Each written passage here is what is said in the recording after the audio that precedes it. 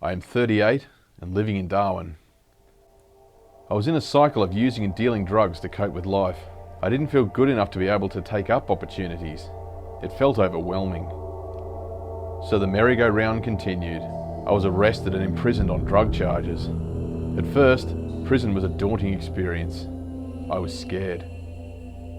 Transferred to protection, I did a short harm reduction course. I saw my court case as a chance to come clean about my life. In prison, I met a guy who was into Tibetan Buddhism. He had done a lot of meditating. I started reading a book called Hurry Up and Meditate. I slowed down. I observed. Then I was released to home detention to be a carer for my mum. I hoped this was the start of a new life. My community corrections worker referred me to the dual diagnosis program at Catholic Care NT. I didn't want to do counselling. I wanted to forget the past and the people from it. The referral felt like bullshit. Still, I went to the first counselling session. The counsellor was okay. As the sessions continued, we started doing mindfulness, acceptance and commitment therapy.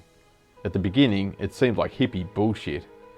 But as I started to put this into practice, I saw that it was working. I started by giving myself the time to sit on the beach and watch the movement of the wind in the trees.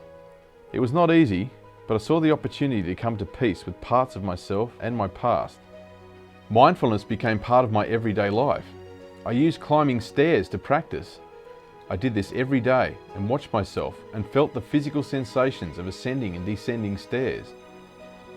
I no longer just reacted, but took the time for thoughtful communication. I practiced noticing thoughts as thoughts. The hard work was paying off.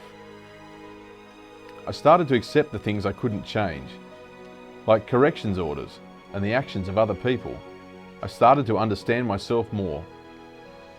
My perfectionist traits and self-judgment, I realised these were not helpful and contradicted my values of love, connectedness and freedom. I stayed clean. My psychological distress continued to reduce. I was better able to cope as a carer. I have hopes and plans for the future. I know now that it is not about getting rid of my problems, it is about who I want to be in the face of them.